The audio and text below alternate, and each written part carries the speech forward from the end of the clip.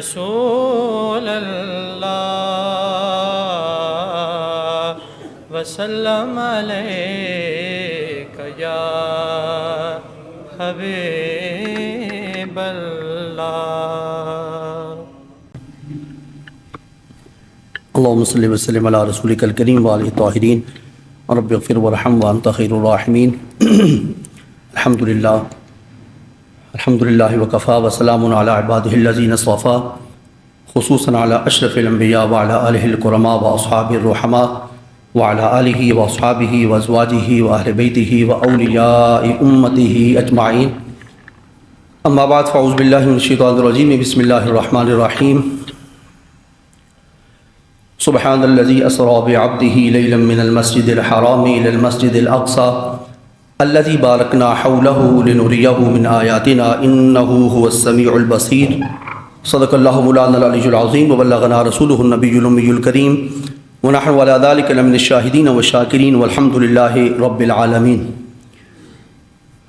آباب ذی وقار سے بڑی ہی محبت سے عرض کروں گا کہ 3 مرتبہ کم از کم درود نظامی بآواز بلند بصورت ہدیہ بارگاہ نبوت و رسالت میں پیش کریں۔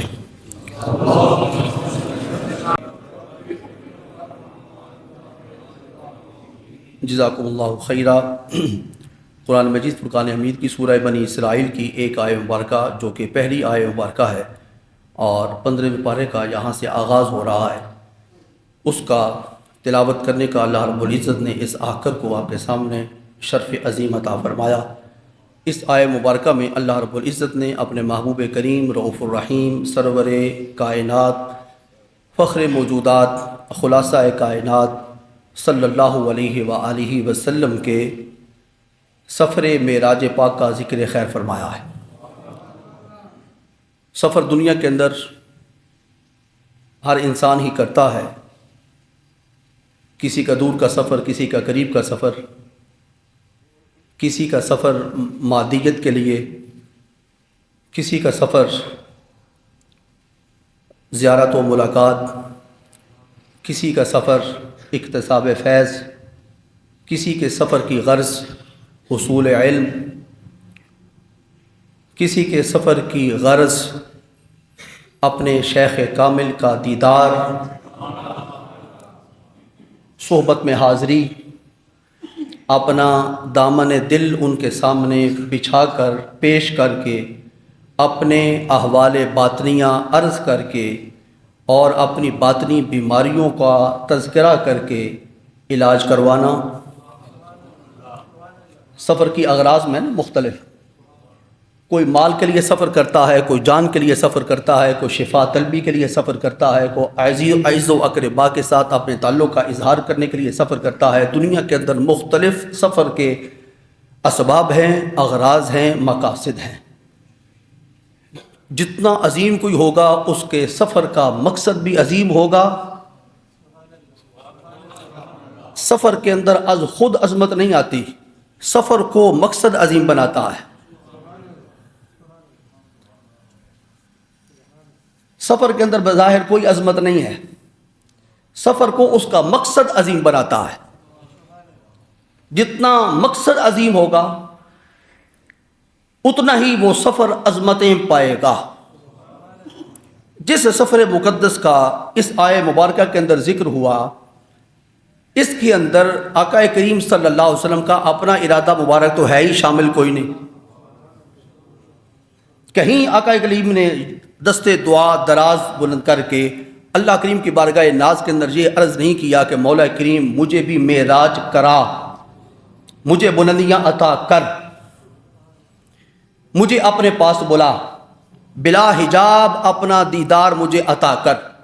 ہاں، حضرت موسیٰ علیہ السلام نے اللہ کریم کی بارگاہ اقدس کے اندر عرض کی، مولا کریم انی ارا، اے مولا کریم میں تجھے دیکھنا چاہتا ہوں، اور جواب جو ملا لن ترانی، اے موسیٰ آپ مجھے نہیں دیکھ سکتے۔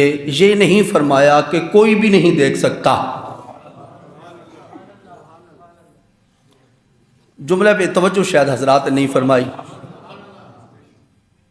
دعائے کریم اللہ یہ تھی کہ میں تجھے دیکھنا چاہتا ہوں، جواب میں یہ اگر ہو جاتا کہ کوئی بھی نہیں مجھے دیکھ سکتا تو بات ہی ختم ہو گئی تھی۔ یہ تو جواب نہیں ہے. لن ترانی، اے موسیٰ تو مجھے نہیں دیکھ سکتا. دیکھنے کے لیے کوئی آنکھ ہم نے بنائی ہے، ہمارا دیدار کسی کے لیے وقف ہے. کوئی ایسی آنکھ مبارک ہے جو ہمیں دیکھ سکتی ہے، وہ دیکھے گی.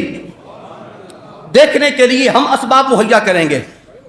ادھر اگرچہ طلب اور طلب کے اندر تڑپ اور تڑپ کے اندر صداقت موجود ہوگی، لیکن اتنا ہی اندر ظرف اعلیٰ ہم عطا کریں گے کہ زبان پر وہ طلب نہیں آئے گی. زبان پر وہ طلب نہیں آئے گی. یہ کمال ہے. دل کے اندر ساری خواہشات کا موجود ہونا، اندر ساری تمناؤں کا موجود ہونا، اندر ساری حسرتوں کا موجود ہونا، یہ ایک الگ بات ہے. اور کسی کامل کے سامنے دم بخود ہو کر سر جھکا کر بیٹھ جانا کہ بھائی وہ جاننے والے ہیں، میں کیا عرض کروں. میں عرض کروں گا تو کہیں یہ آواز میری بلند ہو کر جسارت نہ بن جائے، محبوب کے قلب اطہر پہ کہیں کوئی بات گرا نہ گزرے. اس لیے تو حکم ہوا تھا لا ترفعوا اصواتکم فوق صوت النبی. مزاج کو دیکھنا ہے کہیں آواز ذرا بلند نہ ہونے پائے. تو کہیں بھی رحمت کائنات صلی اللہ علیہ وسلم میں اظہار بلندی کی طرف جانے کا، اللہ کے ہاں دیدار حاصل کرنے کا کوئی تصور ہی موجود نہیں. ہاں اتنا ضرور فرمایا کہ کامل وہ ہوتا ہے جو درجہ احسان پہ فائز ہو، اور درجہ احسان پہ وہ فائز ہوگا ان تعبد اللہ کأنک تراہ فإن لم تکن تراہ فإنہ یراک. جس کی حالت کیفیت یہ ہو کہ جب وہ نماز اور عبادت کے لیے کھڑا ہو تو وہ یوں تصور کرے کہ میرا پروردگار میرے سامنے موجود ہے، میں دیکھ کر عبادت کر رہا ہوں. یہ درجہ احسان ہے.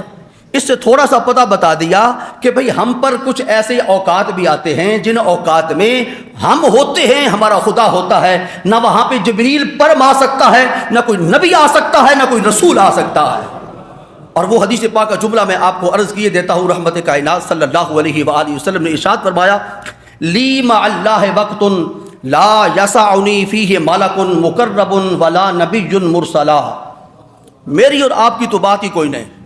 رحمت کائنات نے فرمایا لی مع اللہ وقت، مجھے اللہ کی معیت تامہ کاملہ میں ایک ایسا وقت ملتا ہے، ایسا وقت نصیب ہوتا ہے کہ میں ہوتا ہوں، میرا اللہ ہوتا ہے.